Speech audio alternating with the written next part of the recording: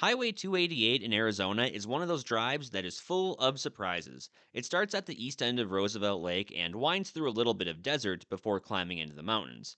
As you turn off onto the highway, it is a very engaging drive right from the start. You got the mountains in the back, and then off to the side, you're sure to see your fair share of cactus along with other plant life. And of course, that gorgeous view of the famous Roosevelt Lake. But it's actually a reservoir, so don't let it fool you. Now, as much of a spectacle that this part of the desert may be, make no mistake, this roller coaster of a road requires the utmost attention. The first 5 miles is downhill, but with the many curves on this road, you'll probably be riding your brakes all the way to the bottom, unless you have a death wish.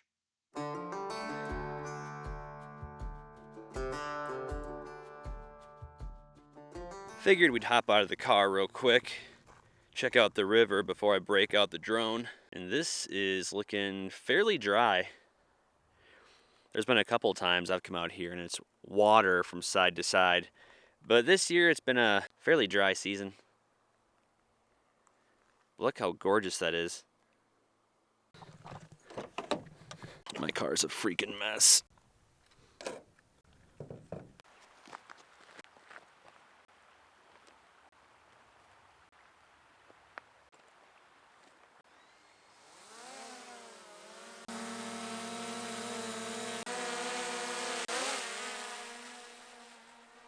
The bridge you see here is referred to as the Salt River Bridge. Now, when most people think of the Salt River Bridge, the one that probably comes to mind is the bridge in the Salt River Canyon. However, this steel bridge has allowed vehicles to cross the Salt River ever since 1920, which would make it 104 years old as of this video being made. According to az.gov, the bridge began coming to life in 1918 when the newly formed Bureau of Public Roads began scouting a new location for a road in the Tonto and Crook National Forest. The bridge design was completed in 1919 and was built by the end of 1920. The steel truss bridge is 220 feet long, and something that I find very fascinating about this bridge is, aside from a few alterations over the years, it's mostly in its original state. Not looking too bad for being 104. The surrounding area is also full of the most picturesque views. Just seeing how the Salt River has carved out these canyons over time is very impressive. And at a later point in time, I do plan on coming back out here to this specific area and do some exploring. Being that the area was occupied by the Salado people around 700 years ago, you never know what you could find out here. And for me, it's always the trips off the beaten path that often deliver the most exciting experiences. But now, let's get back on the road.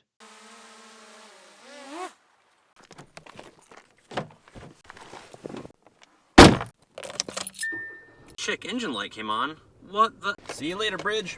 As we start to make our way into the mountains, take note of how quickly the scenery changes. One of the many joys of this drive, like many other drives in Arizona when you're climbing an elevation, is seeing how quickly things go from desert to forest in such a short amount of time. According to AARoads.com, Arizona 288 was designated as the Desert to Tall Pine Scenic Highway in 2001. That same website also stated that Arizona 288 was added to the state highway system in 1960, and the actual road is much older, but I couldn't find any references online that showed how far back this road dates to.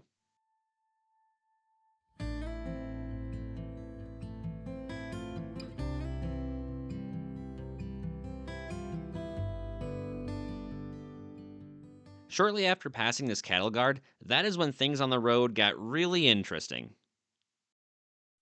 Aside from a few bumps here and there, this part of the road was fairly smooth, but it wasn't until a few moments later when I realized how dangerous this road could be if your attention drifted for even a split second.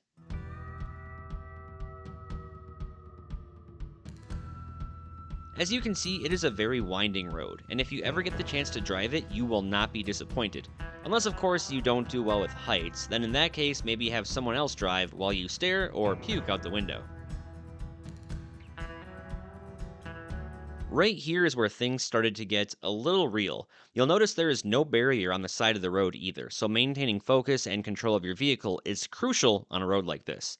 It only takes the slightest bit of loose sand to send your vehicle over the edge and rolling to the bottom, which was an activity I wasn't too fond of participating in.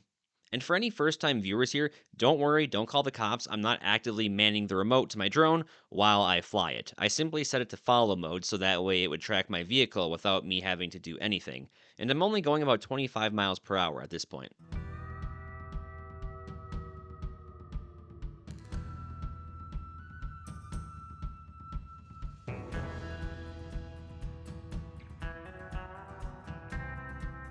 I decided to pull over into one of the scenic overlooks and get some drone views of the cliffs. I was last out here back in the spring, but at a different viewing point. Now, I didn't realize this at first, but after a minute or two on this road, I didn't remember it being so rough. But I decided to traverse it anyway. Not the best move.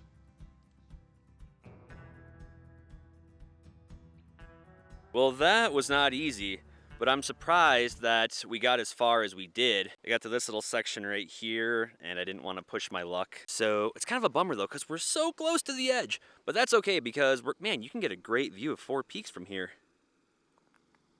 How incredible is that? I'm gonna get the drone out right here and kind of fly around because this is an absolutely gorgeous area. And I was out here back in early spring and I saw a few caves in the side of the mountain.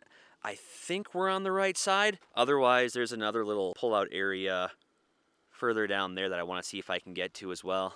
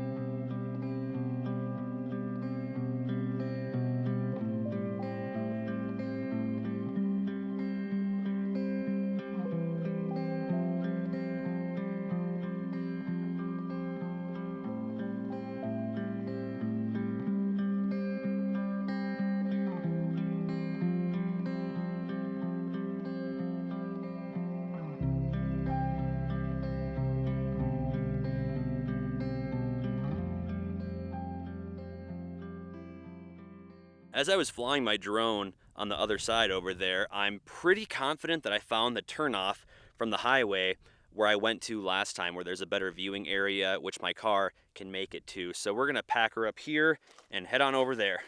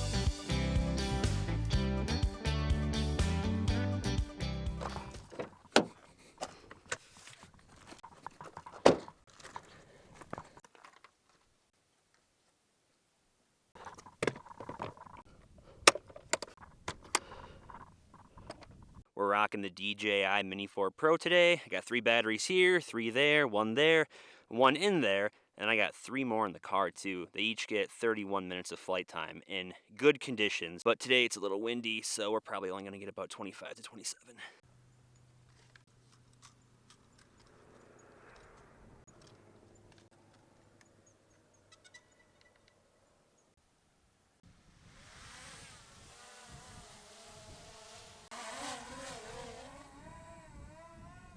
The Sierra Ancha mountain range is home to some of the most unique terrain in Arizona, from the rugged cliffs to lush green forests, canyons, waterfalls, and cliff dwellings scattered throughout the area. It's also part of the transition zone, which separates the desert lowlands of southern Arizona from the Colorado Plateau of northeastern Arizona, which is this green part here on the map. Some of the wildlife found in the area includes mountain lions, black bear, mule, deer, elk, bobcats, bald eagles, owls, snakes, and even Bigfoot. Just kidding. Well, sort of. Ever since I moved to Arizona and started doing this channel, every now and then I would come across an article talking about possible Bigfoot sightings up on the Mogollon Rim just north of Payson, Arizona. According to a Fox 10 Phoenix YouTube video, which I will link down in the description, it was reported that a Bigfoot raided a Boy Scout camp near Tonto Creek. And because Tonto Creek is on the Mogollon Rim, the Boy Scouts gave it the nickname the Mogollon Monster. Now, I'm a big fan of wanting to believe in something like this, but it's going to take more than a few blurry photos and a video to convince me. But you guys let me know, especially if you live in Arizona. Do you think there's a possibility of a Bigfoot roaming around the forests on the Mogollon Rim?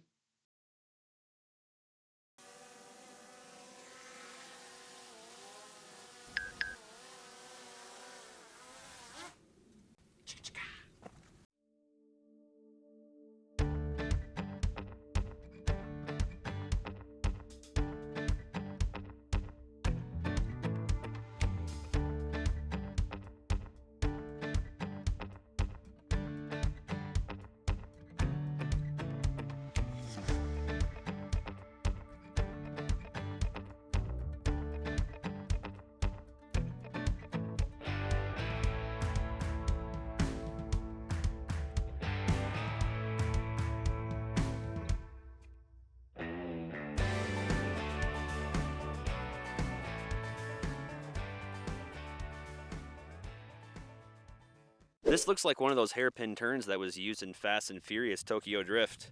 Although, I wouldn't recommend doing that here. So that's where we just came from, way over there. And we are proceeding to get higher and higher and higher. No pun intended. Let's take a look at the geology up here. Definitely not in the desert anymore. Well, we're in the high desert, but this highway is called the Desert to Pines Scenic Byway for a reason.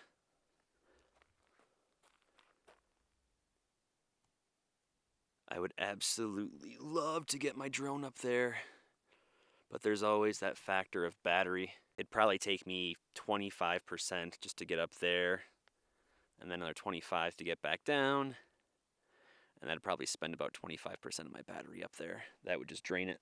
Turns out I had enough batteries left to knock out a quick flight up in the mountains. And if you guys saw my last video, and if you haven't, you definitely should, but if you did, then you'll know that I love to fly my drone up in the mountains and down in the canyons to see if I can uncover any cliff dwellings, or anything interesting for that matter. After spotting a few shallow caves, I couldn't resist.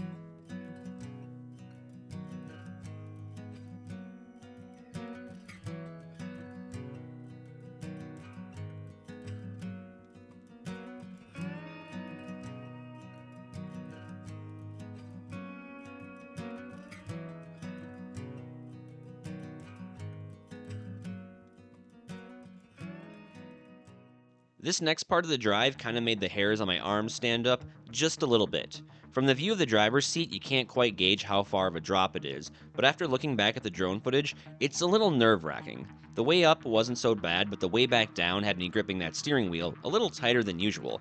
And again, there is no barriers on this entire road, and the only thing between your car and the edge is about 1 to 2 feet of loose dirt.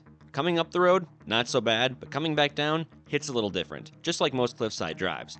It's a very high stakes section of exposed road, and the price to pay for going too fast, checking your phone, or getting too close to the edge could have some fatal consequences. And just like I've said in previous videos on remote drives with steep drop offs, if no one saw you go over, no one would even know you're down there.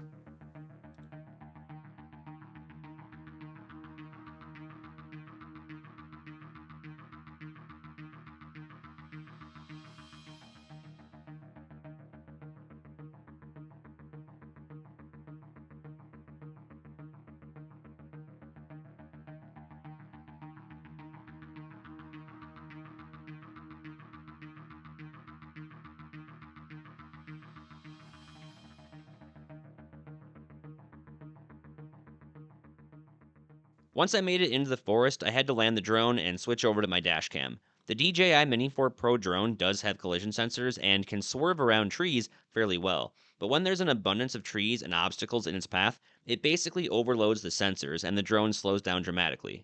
Aside from the drone, it was pretty fun driving through the forest. The change of scenery was nice, but the pavement eventually turned to dirt and the road conditions were extremely sporadic. At times the road was smoother than Joey's saying, "How you doing?" How you doing? But other times the road was a washbore and my car was bouncing so much I thought I was going to need new shocks after the drive. But I was in no hurry, so I took it slow. It's worth mentioning that the majority of the drive I did not have cell service, so always be prepared in the event of a breakdown or a flat tire. Throughout the entire drive, I probably saw less than a dozen cars. The road started to give off Texas Chainsaw Massacre, Jeepers Creepers, and Wrong Turn vibes once I got into the forest, but thankfully I didn't run into any serial killers, cannibals, or inbreeders. That would not have been good. And as remote as it may seem, there is plenty to do up here. There's multiple campgrounds, hiking trails, recreation sites, off road trails. There's even a summer camp up here, and if you know where to go, there's quite a few cliff dwellings. But I'm not going to spoil those, so you're on your own.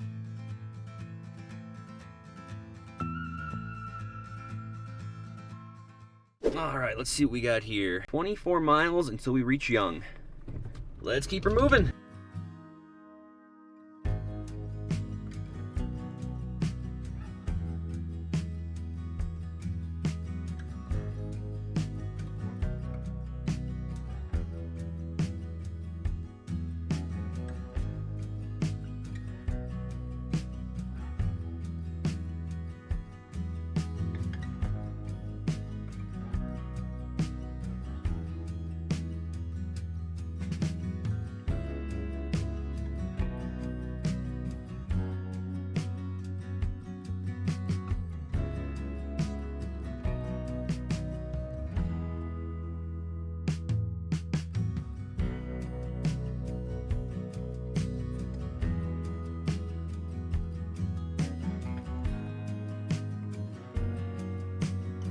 A few moments later. We finally made it.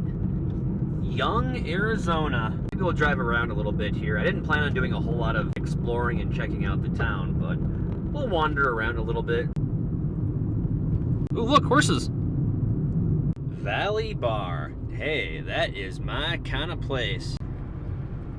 Antlers Cafe and Bar. Well, I think that's about all there is to see out there. My plan was just to keep on driving through and see if there wasn't any other little tourist attractions or little rest stops, things like that. But I think now we're actually making our way out of the valley. So thank you guys for tagging along. I hope you enjoyed the ride, and make sure you click the next video to continue the fun.